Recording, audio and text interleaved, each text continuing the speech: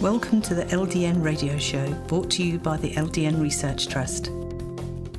I'm your host, Linda Elseygood. I have an exciting lineup of guest speakers who are LDN experts in their field. We will be discussing low-dose naltrexone and its many uses in autoimmune diseases, cancers, etc. You're invited to join us on air, asking your questions by calling in on the local rate phone numbers in the UK and the US, which can be found on ldnradio.org. Thank you for joining us.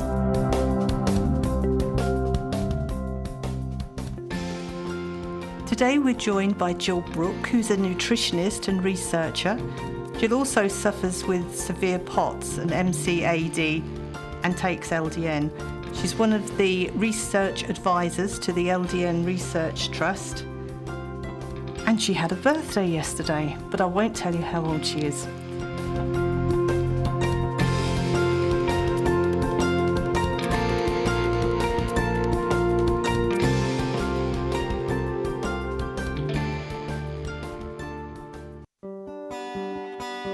This show is sponsored by our members who made donations.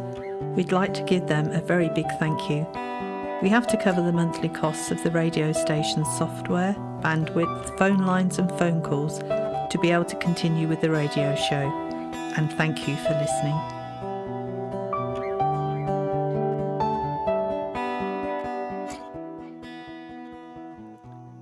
So thank you for joining us, Jill. Thank you for having me. So could you explain what it is we should be doing diet-wise, nutrition-wise, which will help the LDN work properly? Sure thing. So as you know, there's not a lot of research on LDN yet, and that's the whole reason that you and the Ldn Research Trust exist. But there are a lot of doctors who are very experienced with LDN who have told us that LDN works better when you completely avoid gluten in your diet, when you avoid dairy, and when you avoid all your personal allergens and food triggers. And that requires doing an elimination diet to probably figure out what those are, but it's worth it because once you do and avoid them, your LDN can work better.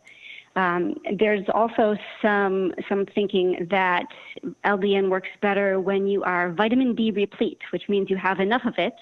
And there's some debate as to what that means, to have enough vitamin D. But the head of Harvard Nutrition says 75 nanomoles per liter in your blood. And so, we could take that as a starting point. So basically, those things, if you do those, your LDN should theoretically work better. What diet should people be following? I know there are so many people out there who get completely confused.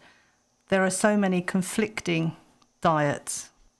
Yeah, it is overwhelming, the number of different diets out there and the amount of different advice. And so what I like to do is to take in all of it and look at how much of it agrees. So to a large extent, all the differing advice does agree on a whole lot of things. And so we can start there. So they all agree that we should remove inflammatory foods. And inflammatory foods for everybody include gluten, sugar, anything else that's high glycemic, which means it raises your blood sugar a whole lot. So even fresh fruit juice goes in that category. Anything that's fried or that has trans fats is going to raise inflammation. Anything that gets your ratio of omega-6 fatty acids to omega-3 fatty acids higher is going to cause inflammation. So that means things like processed cooking oils like corn oil or canola oil will do it. Processed meats of any kind, any cheap meat certainly raises inflammation. And there's quite a bit of evidence to suggest that eating meat at all can raise inflammation. And we can talk about that because that's one of the more controversial subjects, whether you ought to go vegetarian or vegan or not. But certainly the cheap meat and the processed meat is going to raise inflammation. And then pretty much any added chemicals have a good chance of raising inflammation. And even some additives that are natural. For example, carrageenan is an additive that you find in a lot of dairy products or non-dairy milks. And even though it's made from seaweed, it appears to cause gut inflammation. So avoiding those things is sort of number one. Number two, I mentioned already, which is to figure out what are your own unique triggers by doing an elimination diet. And some of the most common things would be dairy, nuts, shellfish, soy, peanuts, corn, or nightshade vegetables, which are like the tomatoes, the bell peppers, eggplant, chili peppers, goji berries. And not very many people are allergic or have issues with any one of those things, but as people who struggle with autoimmune disorders, we are the people who are probably going to have a higher rate of having some of those triggers. So figuring those out is number one, so you can get that inflammation down. And then number two is more fun because it's all the things that you do get to eat, and that's the things that reduce inflammation. And incidentally, research shows that you'll be happier on your diet if you think more about what you should eat than what you shouldn't eat. So that would be basically all the colorful plants, the fruits, the vegetables especially, and as much variety as possible. So not just variety in colors, you know, they always say eat the rainbow, but also variety in parts of the plant, whether it's the roots or the leaves or the shoots or the flower, getting in just as much as possible. Other plant foods would be things like nuts. And some people would say that you want to soak those or sprout those first to make them even healthier. Certainly green tea, white tea, red tea, other kinds of tea are anti-inflammatory, as well as lots of herbs and spices. Probably everyone's heard about the turmeric and the ginger, but cloves and rosemary have also been shown to have really high anti-inflammatory properties, as does garlic, if you can handle it. Other anti-inflammatory foods are ones that have lots of omega-3 fatty acids. So that would be the oily fish, like the Alaska salmon. Unfortunately, fish is getting more polluted as we pollute our oceans more. So that's another one where I feel a little bit conflicted. But Alaska salmon seems to be the choice among experts if you want a reliably clean fish with a good omega-3 profile. Mm-hmm. And then finally, the last thing is you want to eat foods that make your microbiome happy. And I'm guessing our listeners all know by now that the microbiome is like the trillion other cells that live on you besides your own body cells. It's all the organisms, the bacteria and whatnot that live in your mouth and in your gut and in your armpits and all over. And we've been ignoring them for a long time. We didn't realize that they did so many important things for us. They help us digest food, they make vitamins, they help keep our immune system working properly, they inhibit the growth of pathogens, and when we treat them right, they will do all kinds of good things for us, but when we treat them wrong and they get out of balance, then all kinds of bad things happen. So eating the foods and having the habits that keep the microbiome happy, I think is kind of the next frontier for a lot of research. And so that would involve doing things like eating probiotic foods that have the healthy bacteria in them, like fermented vegetables such as sauerkraut or kimchi. Yogurt is fermented. If you want to avoid dairy, there's non-dairy yogurts made from like almond milk or coconut milk. Kombucha is a drink that is very yummy and has those probiotics in it. You can also eat prebiotic foods, which are the foods, it's the fibers that the healthy bacteria need to thrive and grow on. And so if you Google those, you'll find a long list. My favorites are avocado, jicama, dandelion greens, but there's a bunch more. And then things that make your microbiome get out of balance are things we kind of already knew. Eating too much sugar, eating too many processed carbohydrates, and eating fake foods, for example, fake sweeteners, for example. They finally figured out why eating fake sweeteners and diet soda didn't make people lose weight, and it was through their effect on the gut. So that's a really long answer as to kind of what are the things that are universally agreed upon that you can do to eat to help manage an autoimmune disorder. There's a lot of other things that have less evidence and that are maybe more debatable or not. And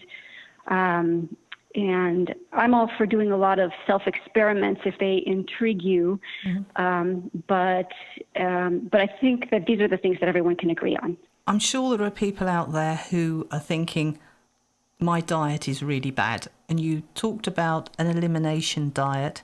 How would somebody who has never looked at their diet before go about looking to eliminate foods? So the easiest way to do an elimination diet, and I should say it's not easy. I think an elimination diet, honestly, might be one of the more challenging things you do because it's just such a monumental hassle. But the best way to do it is to spend some time getting ready, set aside a few weeks where you are just going to eat some very simple few foods that you know you feel good on. And I find that for some people, it'll be something like chicken and broccoli and brown rice. Different people have different foods that work for them. But you start out very, very simple, and you do that for a couple of weeks so that you get everything else out of your system. And it's hard because obviously real life is going to bring along temptations and whatnot. But the more you can do it, the more it will pay off forevermore. Because after you do that, you kind of have a clean slate, and you can add in one food at a time for a few days at a time. And you want to start with just a little, that first morning when you decide you're going to try, maybe it's tomatoes, whatever food it is, try just a little bit. If you feel okay, a few hours later, you're going to have a few more bites. If you still feel okay, a few hours later, eat, maybe a cup, see how you feel for the next 2 days.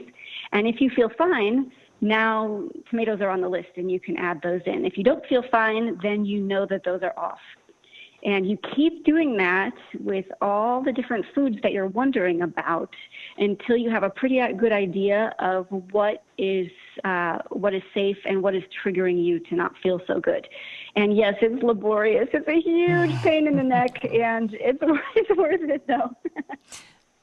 And what about the blood tests? I'm a big fan of... Oh, I'm sorry? And what about the blood tests you can have that can show what foods you should avoid? So there are lots of blood tests out there, but according to the research, none of them are very reliable. So you could certainly try them, and you could certainly see if they help you, but on average, most are not found to correlate very highly with the symptoms that people feel, unfortunately. Because that would be so nice if you could just take one test and be done with it. Yes, that just sounds too simple, doesn't it? But I do like the idea of the fresh start and introducing one food at a time. That way, you know for sure whether you can eat that food or not. So I think that is a really good idea. So what I would like to do now is to tell people if they would like to call in. We're going to have a break in a moment, but if you would like to start to take your calls, any dietary questions, nutrition that you would like to ask Jill, the numbers to call in on, there are local rate numbers in England and America. You go to, if you just put in your browser, ldnradio.org, the numbers will be there, and we'll be back with you in a couple of minutes. Thank you. The LDN Health Tracker app, called MyLDN, is available free for Androids, iPhones, Macs, PCs, iPads and notebooks. The app allows you to keep track of all your medications, pain levels, sleep, quality of life, etc. You can print out graphs and charts to take to your doctor.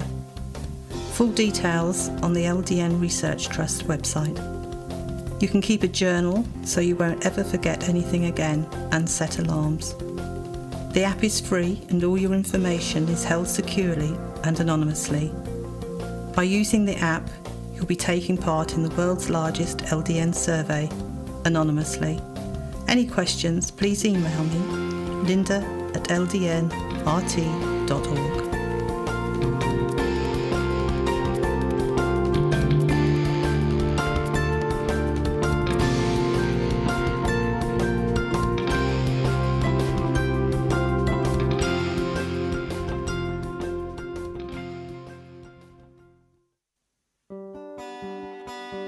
This show is sponsored by our members who made donations. We'd like to give them a very big thank you. We have to cover the monthly costs of the radio station's software, bandwidth, phone lines and phone calls to be able to continue with the radio show. And thank you for listening.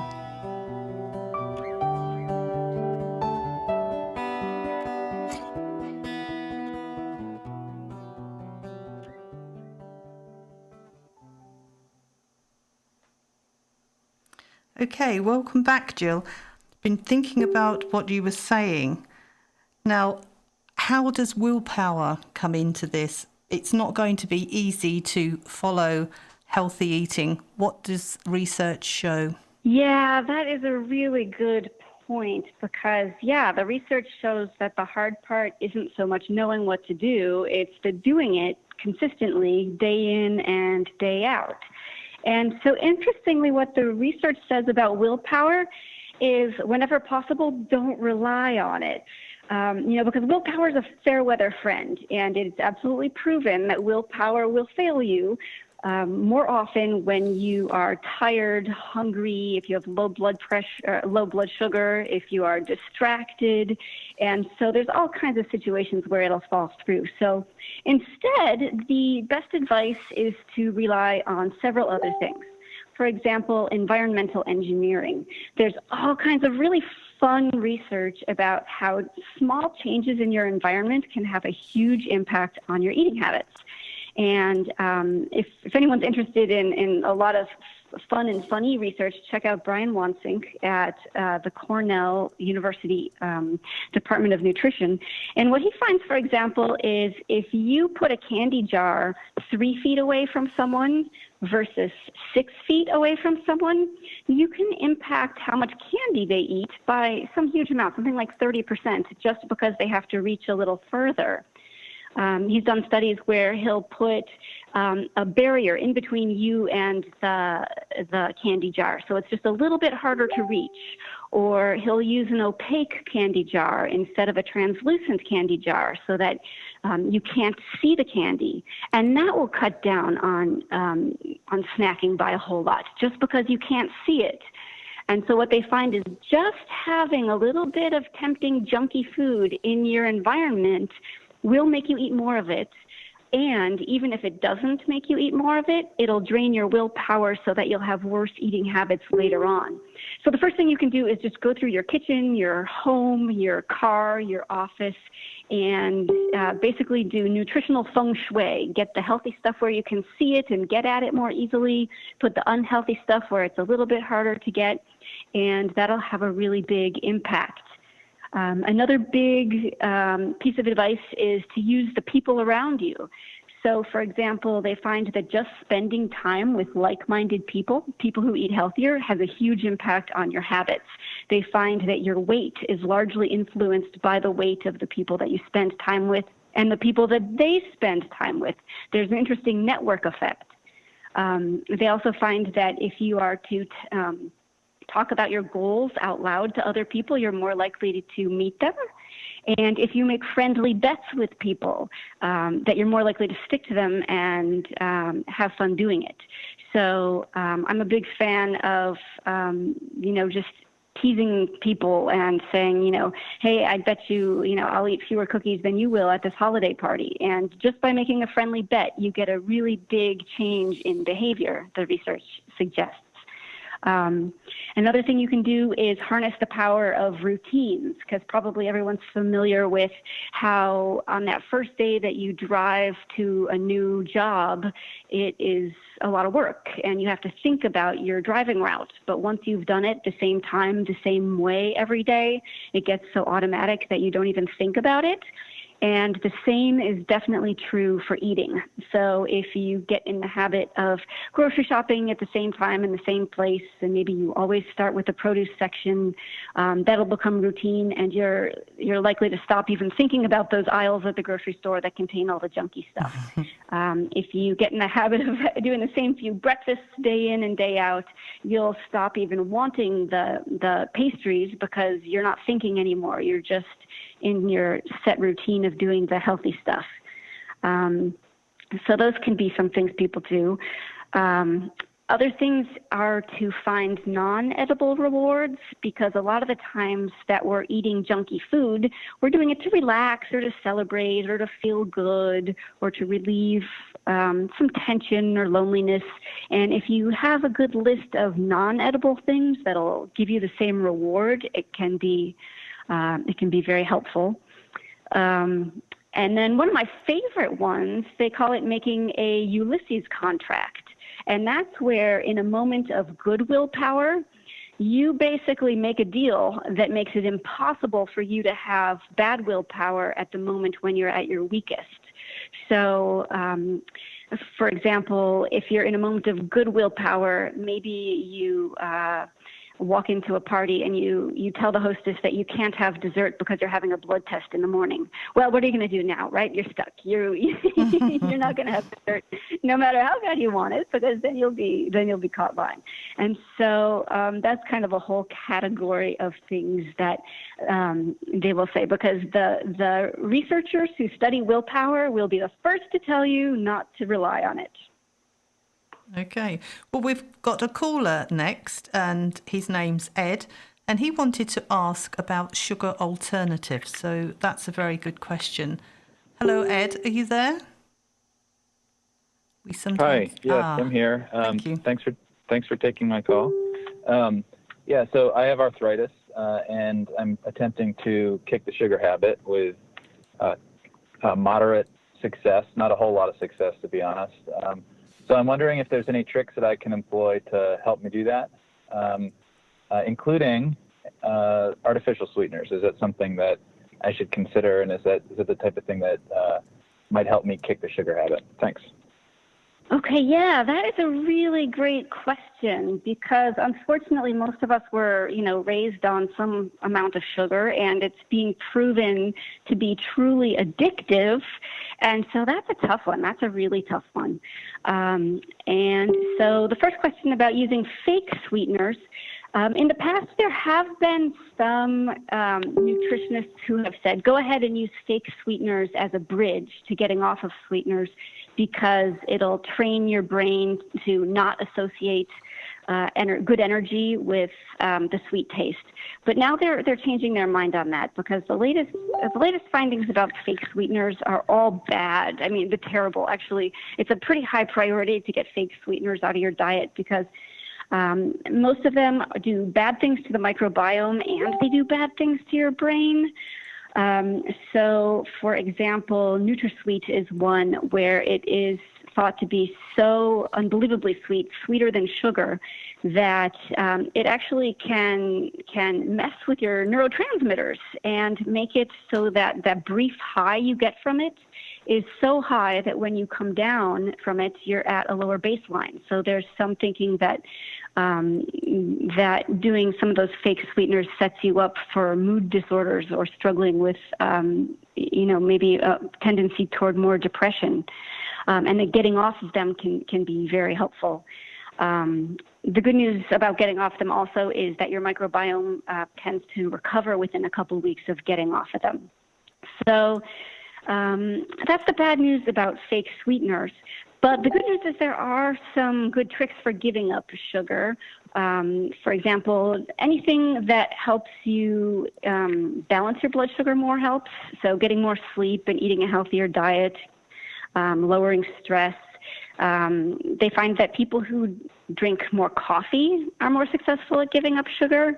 But by far the biggest thing I can recommend is to get to know your taste buds and really pamper them. And this, if people take away anything, this would be the thing that I would remember from this, is that your taste buds only live for about 4 weeks, and then they die and new ones grow back. So it's like hair. And those new fresh taste buds, those virgin taste buds that have never sensed anything before, they are super sensitive.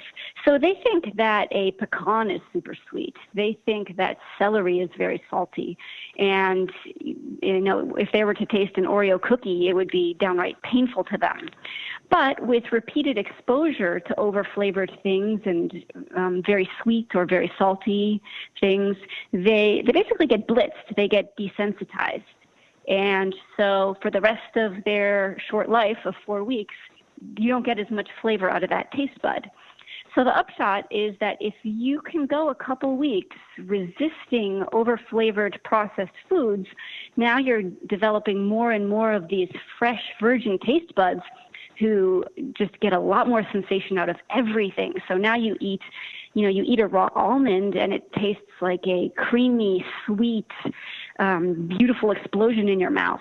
And, something like a brownie would just hurt. It wouldn't even be good anymore. And so you can play with this. You can see for yourself. And you'll even notice, for example, that overnight your taste buds get more sensitive. So if you have pizza at night and then you eat the leftovers in the morning, a lot of people think it tastes better, right? Well, that's your taste buds getting more sensitive. And so keeping that in mind helps a lot of people. And a few easy things you can do to help your taste buds get more sensitive is to get rid of things that blitz them with no benefit. So, for example, a lot of toothpastes are over-flavored, and if you just switch to a more natural one, then you won't start your day by blitzing your taste buds. Same thing with mouthwash. Now, mouthwash probably isn't a great idea anyway because we talked about those healthy bacteria in your mouth. But, if you start your day brushing your teeth and then blitzing your taste buds with mouthwash, then, of course, by the time you hit breakfast, an apple tastes like nothing. And in order to get any flavor, you need something, like a pastry or a Pop-Tart.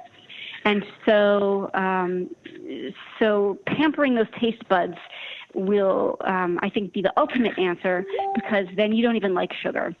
And when you do crave something a little bit sweet, then something natural, an apple will more than do it because you'll be getting way more flavor than you're even getting now.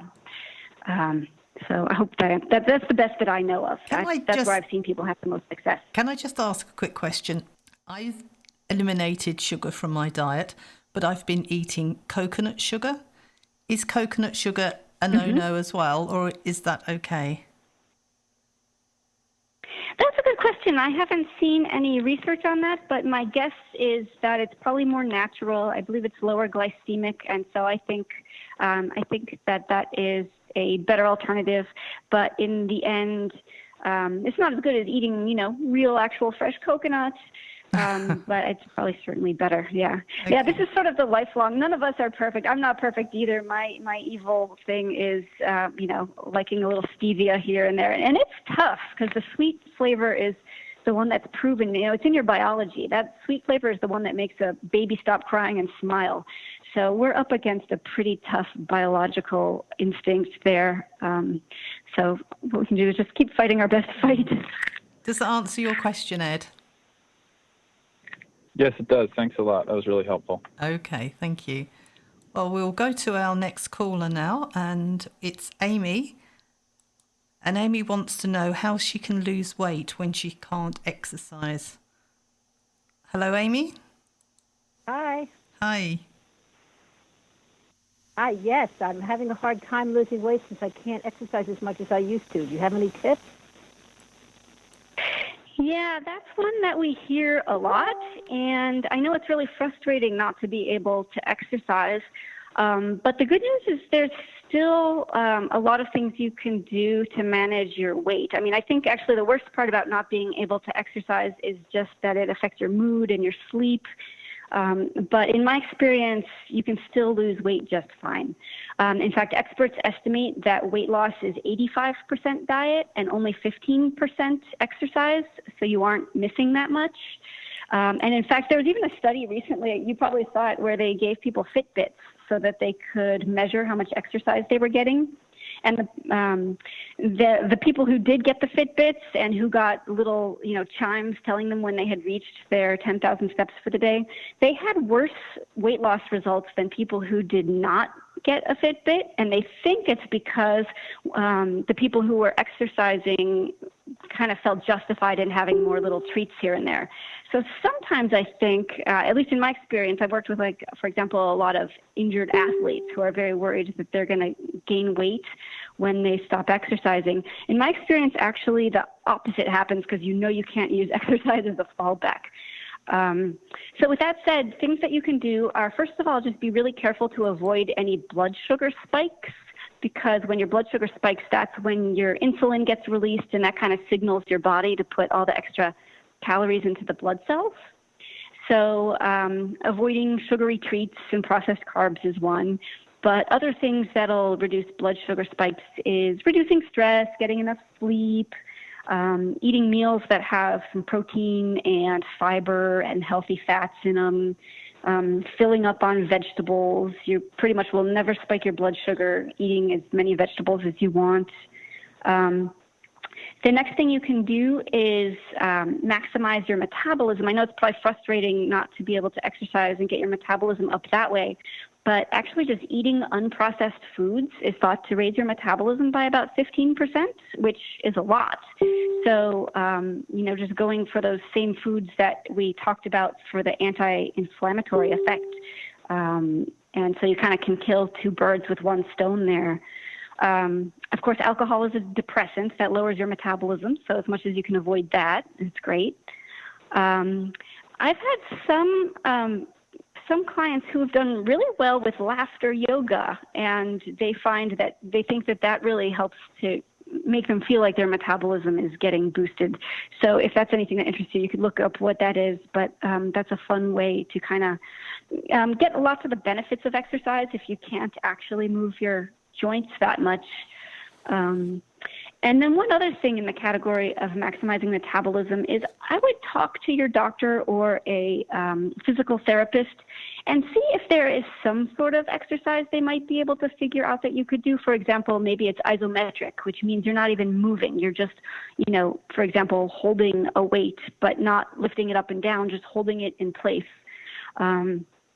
Because there's you've got something like 600 or 800 different muscles in your body, and a good therapist might be able to figure out some that you could safely use to get some exercise.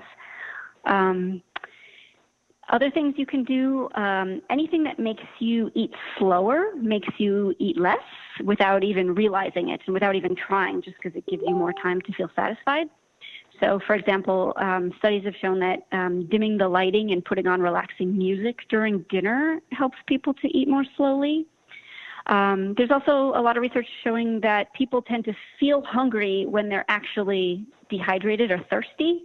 So you could try satisfying your thirst first sometimes and see if maybe you're not hungry as often as you think.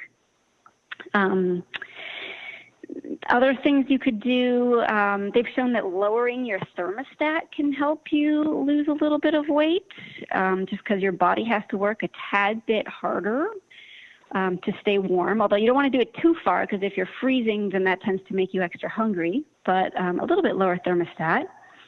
And then the last thing I'd say is just be okay with slow results, because if you are not exercising and you lose weight quickly, you're at risk for losing a lot of muscle instead of fat. And so just remember that even when you lose a quarter pound of fat, the scale doesn't look like it's changed very much, but that's a whole stick of butter off of your body. And so slow and easy is the way to go. And so those would be my top tips. And in my experience, I think you'll get fine results, so I wouldn't be too scared of not being able to exercise. Well, I think you've given Amy some really good advice there, and especially with what you were saying earlier about sugar and elimination diet. So are you going to give it a go, Amy? I am. So many things I hadn't even thought of. So interesting. Thank you so much. Okay, thank you. So I have a couple of questions I'd like to ask you, Jill, that people have emailed in. And one lady was saying she was wondering if she could take other supplements at the same time as LDN, specifically probiotics. And I know that's what you were talking about a little while ago. Is it okay to take those at the same time as LDN? Again, I haven't seen specific studies on this, but I know tons and tons of people who do, and I have never heard of any issues with it. And so I guess I would say when it comes to a drug, you want to check with your doctor, but I have never heard of anyone having any problem with that. Mm-hmm. And we have another one from Sarah, and she says she has MS, and she's found that when she takes B complex vitamin, she doesn't sleep very well. She wants to know if she should have that investigated further because she feels that vitamin B complex is one she should be taking with MS. So the first thing that comes to mind is that B complex vitamins are, known for giving people more energy. And so I wonder if not being able to sleep might partially be related to having better energy. However, given that you have MS, I would say anytime, you notice something is off and not getting better, I'd say be on the safe side and ask your doctor about it. Mm-hmm. She also says she's been on a 30-day elimination diet and she found she was allergic to dairy, but no issues with eggs or gluten. And she's saying, would you still recommend avoiding the eggs and gluten, even though she's not allergic to it? So, first of all, bravo on making it through a 30-day elimination diet. That's not easy. I would say gluten, I would definitely avoid gluten, and I would avoid it forever, and I would avoid it entirely. A lot of people don't realize that having a little bit of gluten here and there is pretty much just as bad as having a bunch all the time. And the research, it used to be that everyone who thought they felt worse on gluten, they would make fun of us. They'd say, that can't be. You're just, being high maintenance. There's nothing to it. But the research coming out is showing that the patients were right. Even people who don't have celiac do have inflammatory reactions to gluten. And Dr. Tom O'Brien gave an amazing lecture about this at the LDN conference this past year. So if anybody is in doubt about this, if you're saying, I love my toast, I don't think I can give it up, I would recommend that you watch his talk, because after watching that, after seeing pictures of people's guts with and without gluten, after he produced something like 40 different top-notch studies, I would definitely say get rid of gluten forever and don't look back. As for eggs, that one is a little bit more, I would say, controversial. And so if eggs work for you, then having eggs here and there might be a good idea. However, there are two doctors who have done a lot of research on MS. And Linda, I don't know if you might know these guys. You're such a big deal in the MS world. But Roy Swank is no longer alive, but then his student, John McDougall, took over his research. Mm-hmm. And they did a lot of amazing research on MS and diet. And I just love how they came across it. So Roy Swank was traveling in Norway, it's my understanding, and what he noticed is that Norwegians on the coast had something like only 1/6 the rate of MS as Norwegians inland. And he was trying to figure out why that was. And he determined that it was probably their diets, that on the coast they were eating more fish, and inland they were eating more meat and dairy. And so he pursued that line of research for 50 years and pretty much determined that saturated fat intake might be related to much, much worse outcomes in MS. He followed his people for 50 years, and patients who were able to limit their saturated fat intake to, I believe it was under 20 grams a day or maybe under 17 grams a day, they literally showed no further deterioration. And just to put that into context, so they were eating, I can't remember if it was 17 or 20 or fewer grams saturated fat a day, but the average American eats 125 grams per day. Wow. So this was a very low saturated fat diet. And not all of them maintained it. And unfortunately, the ones who did not maintain it, they really did deteriorate much faster. And, there's a statistic that remains in my mind. It was the difference between having 17 or fewer grams per day or having 25 grams or more, and it tripled the mortality rate over the course of its study. And so that's why when you mention eggs, the first thing that goes through my mind is, okay, 1 egg equals about 2 grams of saturated fat, and you probably want to just be really careful about how much you have. That said, you could do eggs and still remain under the 17 grams per day. But I recommend, look up John McDougall and look at what he says about MS and diet, because he's looked into it far more than anyone else. I have to say, one other study that remains in my mind that was just absolutely fascinating with these guys is that they compared the rates of MS in wealthier countries versus poorer countries. And basically, in poorer countries, they were eating a lot of plant-based diets, whereas in the wealthier countries, they were doing a lot more meat and dairy. And the country of Japan, though, was sort of an outlier, and it was useful for the study because in Japan, they were a wealthy country, but they eat more like a poor country. And so they eat a lot of, plants and grains and seafood, but not really much dairy or meat. And what they found was that in Japan, the rate of MS was quite low, like in the poor countries. And so I find those demographic studies to be really compelling myself. And so that would be one reason to watch the egg. So I'm sorry, that was a really long answer. But, it's fine. I'm learning so much. It's fantastic. And I should know a bit more about it than I do. I'm ashamed of myself. Well, we'll just go into another break. So if anybody wants to call in with some more questions or email some more questions through, we'll be back in 2 minutes. The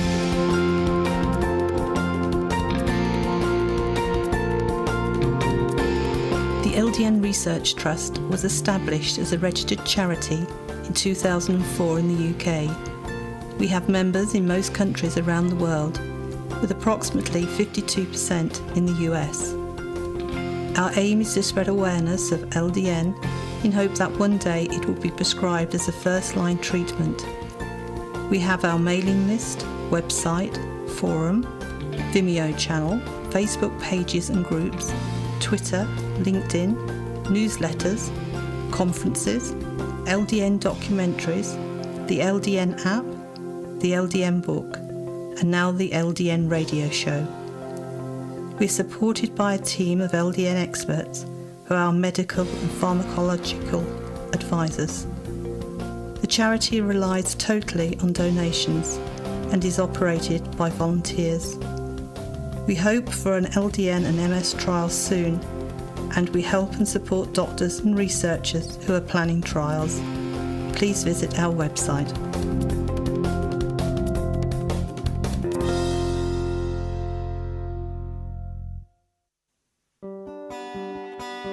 This show is sponsored by our members who made donations. We'd like to give them a very big thank you. We have to cover the monthly costs of the radio station's software, bandwidth, phone lines and phone calls to be able to continue with the radio show. And thank you for listening.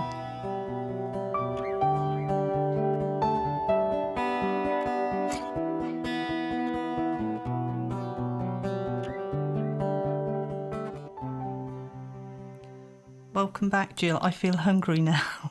Talking about food. Oh, no. Right.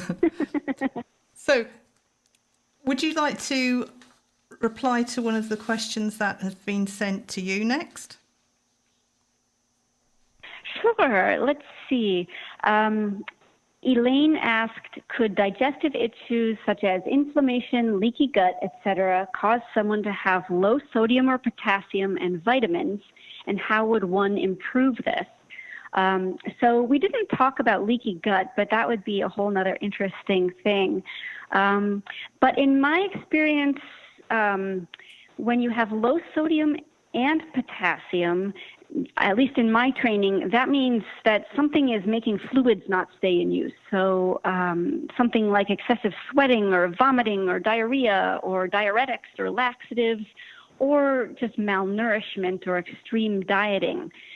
Because usually if you're eating a pretty normal diet and you have good kidneys, they will do a really good job of regulating sodium and potassium.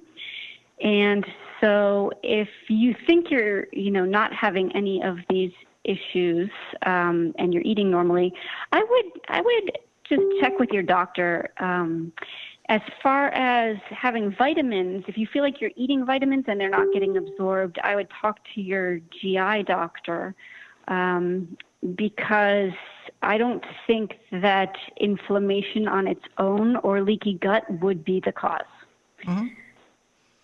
Okay. What, me included in this, what are some easy things people can do to start eating healthier? Yeah, so easy things you can do. I would say number one is sign up for some free nutrition newsletters, because there's some research showing that when you get these free newsletters in your email every week, it just keeps you thinking more about it, and it keeps it salient, and it keeps you motivated. And so my very favorite one is at nutritionfacts.org. And Dr. Greger there puts together some amazing videos that will absolutely keep you motivated and inspired to eat healthy. Other places that have free newsletters are the Mayo Clinic, the Berkeley Wellness letter, Harvard Nutrition letter, Tufts University Nutrition letter. There's just a bunch all over. If you Google free nutrition letters, look for the names you recognize and trust, and that's one proven way to stay inspired.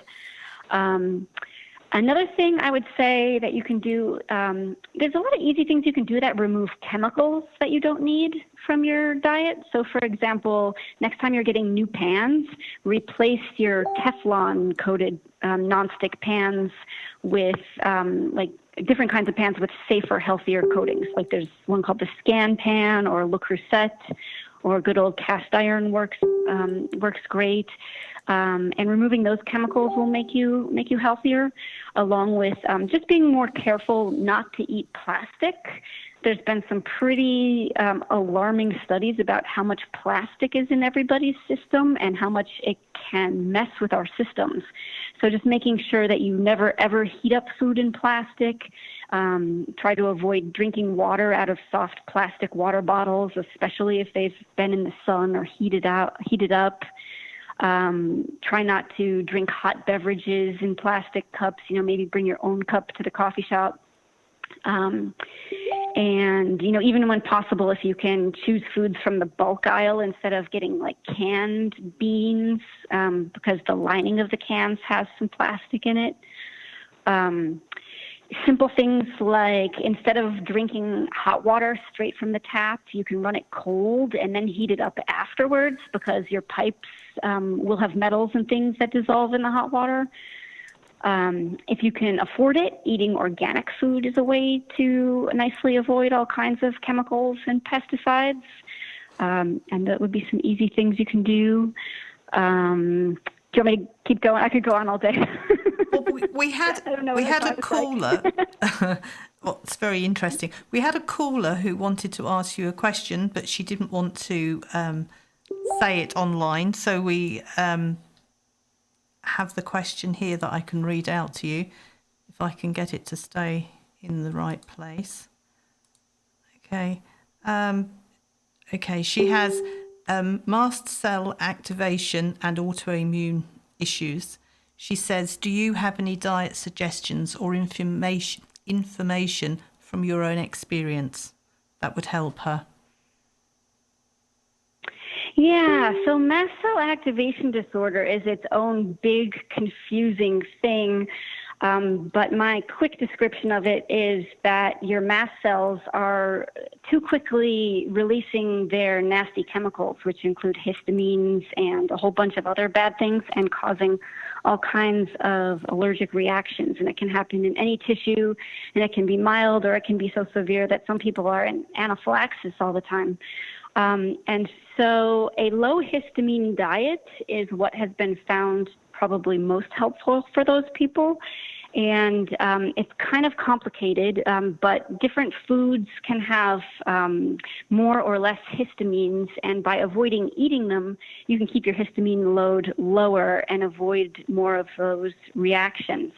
The worst offenders are any protein that has gotten old, so basically old meat. So,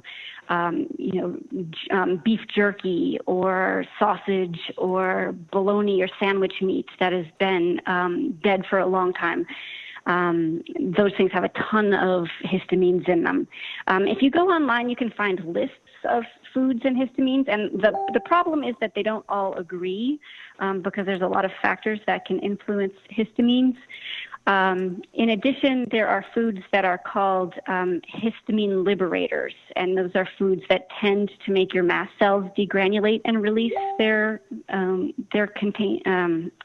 chemicals, and so avoiding those can be helpful. It's another diet that takes a lot of trial and error to see what works for you. My own, I know we don't have a lot of time left, so I'll just say that I've found that what works for me is to go almost vegan, because when you avoid the animal foods, you can really avoid a lot of the histamines. And it's a little bit sad because some of the healthiest foods can be very high in histamine. For example, seafood develops histamines very quickly after it's dead. So unless you can go fishing and eat the fish right there and then, you're probably going to be getting a lot of histamines. So for me, going vegan, it pretty much is what has helped me the most. And then in order to get those omega-3 fats to make up for being vegan, I do take a supplement for those. So that would be my big recommendations. Mm-hmm. But you know what?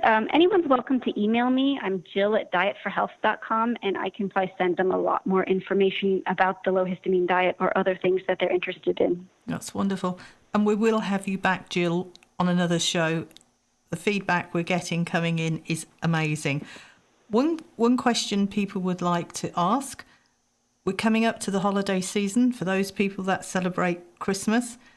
How do you manage, I know you gave one tip earlier, to go out and eat out and go to parties and not eat gluten? So you're not the guest from hell, you know. I used to spend a lot of time worrying about this and wanting to be so polite and wanting to not offend anyone.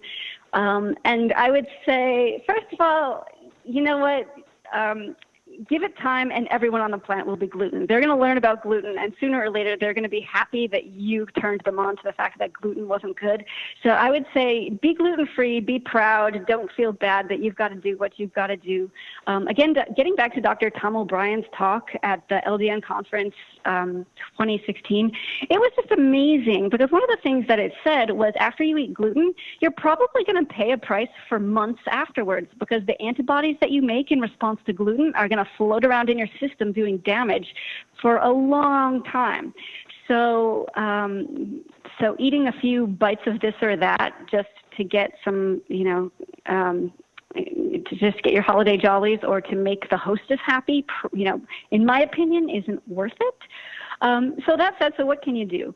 I'm a big fan of, bringing my own food, as a gift to the hostess. So, bring your own dish of something to pass around that you can eat. Making friends with people who are also gluten-free. One of the reasons why the research shows that your eating habits are so affected by the people around you is exactly for reasons like this, because it is tough. It's really tough. So the people that I've seen be most successful with it, they kind of just have fun with it or even get silly with it. Maybe they throw their own gluten-free holiday party or just basically make it known that they don't do gluten. They're not gonna, they're not sorry, and turn it into kind of a joke. Mm-hmm. And, I'm sorry I don't have any magic ideas there. I do have a number of clients who have decided that instead of making cookies for Christmas, they're going to get into making really good soups and stews and things like that. Yeah, I have a feeling that the next generation, no one's going to worry about this, but for right now, we're sort of the ones having to forge the way. So if anybody has other great ideas, I'd love to hear them. Maybe they can send them our way. What about alcoholic drinks? What can you drink that is gluten-free? That is a great question. And the answer is you wanna see gluten-free on the label if it's beer, and there are some gluten-free beers. And my husband tells me that they're okay. I'm not into beer myself. So there's a whole bunch of those.